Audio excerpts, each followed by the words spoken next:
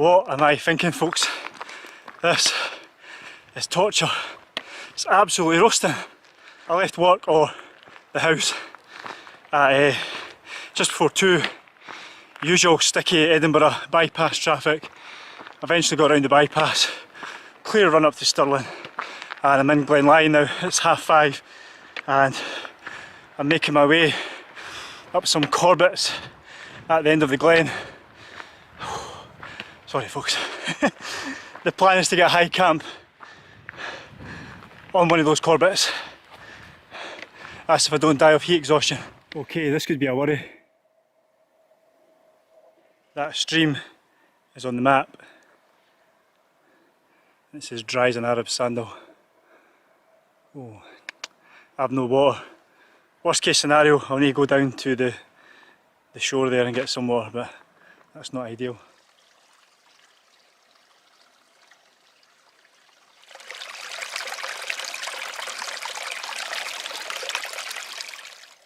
Yeah, okay, probably overkill, but I'm taking no chances. About 3.5 litres there.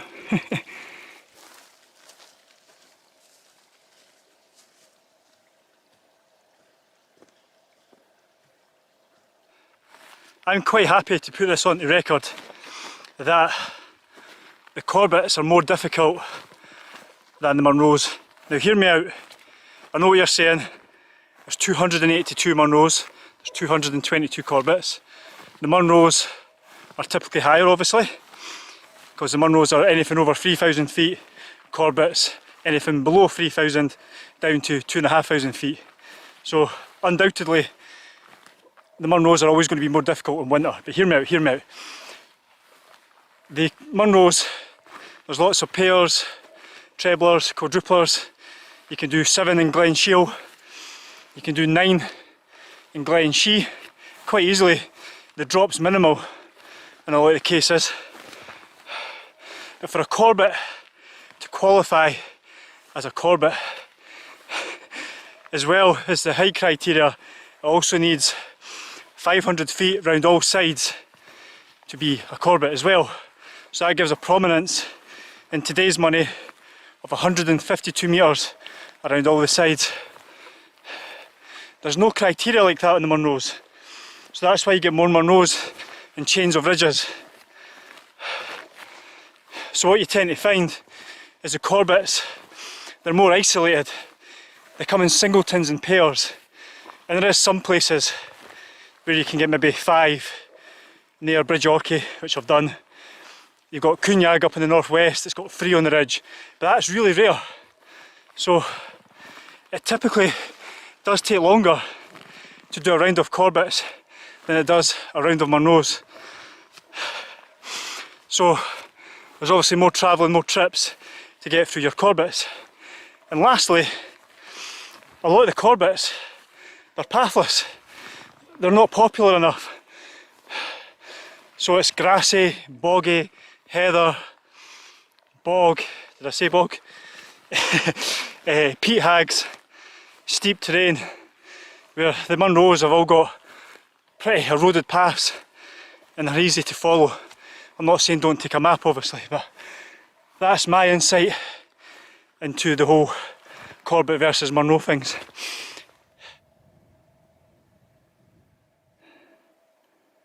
This big lump here is my first Corbett and probably my summit camp tonight. Typically I've got a little drop here before the final rise up to there. Summit is on the left there. Through the gap here, this there, that's tomorrow's Corbett.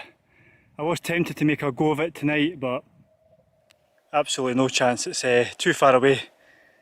I have got just under 3 hours of daylight right enough, but just with the heat, nah. I'll camp up there tonight, definitely. Do that Corbett tomorrow.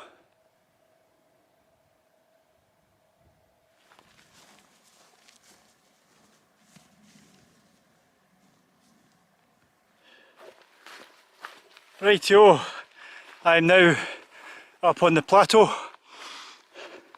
It's about just over a kilometre's walk along the plough and a little pull up to the summit.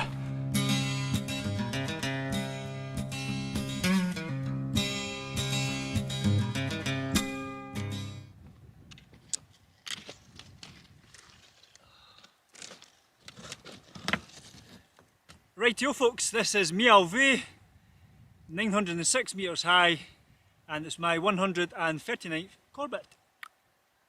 So, now to find a pitch. This is the summit. As you can see, it is rather stony and bouldery. There's odd little bit you could fit a tent in here and there. Right, my plan is to head over to this minor top here, because I'm hoping that is going to have some uninterrupted views right across Rannoch Moor. You can just make out Ben Nevis there, that high one.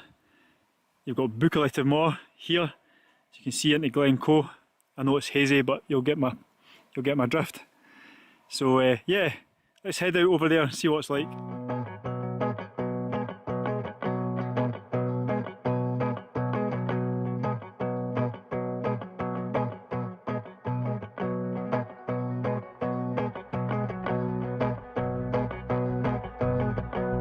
Alright folks, that's the Lanshan 1 Pro pitched. I've got a little bit of tent admin to do and then I'll bring you back. Kevin picked us up one of these cheap tables from AliExpress. They're about £16 once delivered. And you know, for the life of me, I can't remember how you set it up.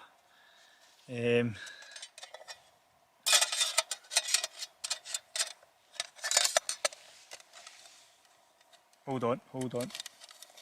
This is looking promising. I bet some of you will be shouting at the screens right now, "You're doing it all wrong." It's like one of these puzzles you used to get as a kid. Mensa test. This is embarrassing. I don't know if I'll even show this. I'll bring you back once I suss it out. Put that in and then twist it. Boom, there we go.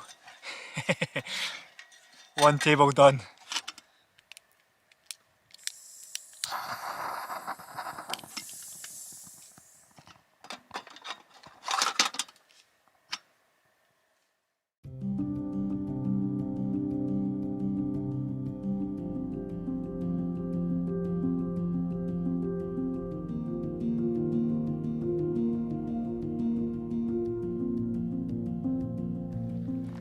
Well folks, that was superbos. I was having my dinner, I just happened to poke my head out the tent and realised I was just about to miss the sunset.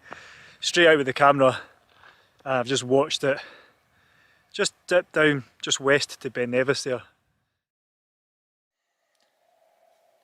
Good morning campers. Check this out by the way.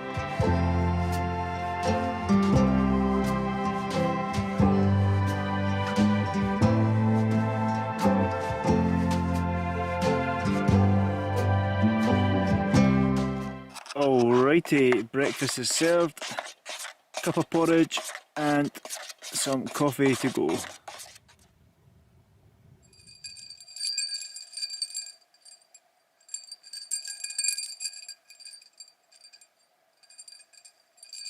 Oh aye, look at this. Couple of wee speeders waiting to ambush my hand. Rightio, it is 6:15. That's me packed and ready to go. Let's do it.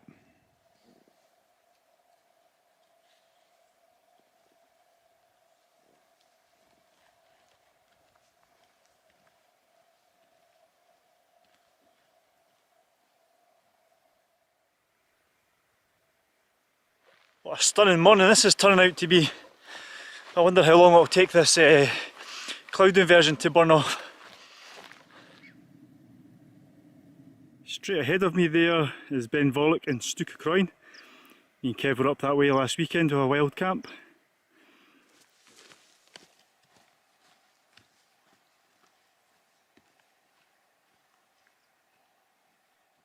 Right, I'm back down where I was yesterday, just the low point. This is where I turn off and head towards the other Corbett now. So that's my Corbett there in the centre. It looks as though I'm going to disappear in the cloud and I'll pop up back above the cloud in about another hour or so. This route isn't the best, by the way. I'll just show you. Basically you're following this little river down to about 600 metres, and then you're going to then head up the hillside to grab the Corbett.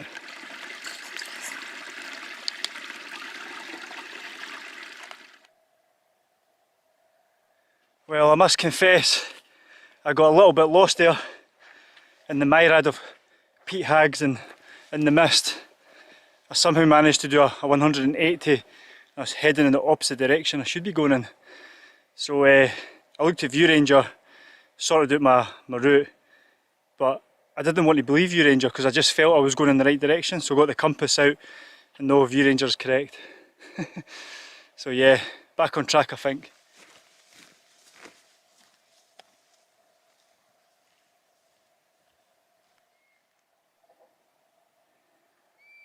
That's me out of the cloud. Cheeky Brocken Spectre down there. Happy days.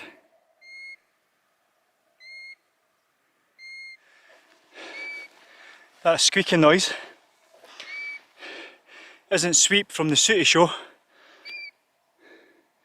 It's a golden plover. Oh, it is roasting now, by the way.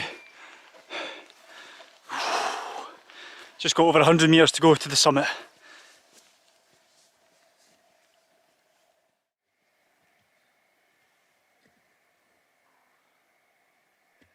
Alright folks, that's Ronnie Corbett, number 2 of the weekend, and number 140 for me.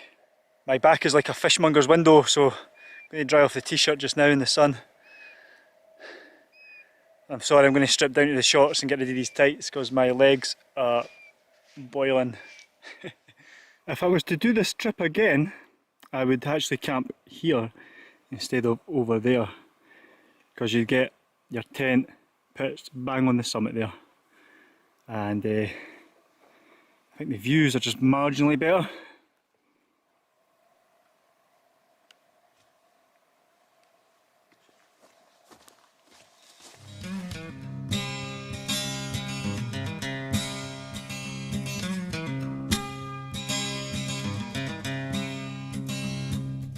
Well, I've just wandered back into the mist, so it seems like a good time to wrap up this video. What I'll do is leave a couple other videos here that you might like to watch. If you haven't already, please do subscribe, otherwise I'll catch you in the next one. Cheers!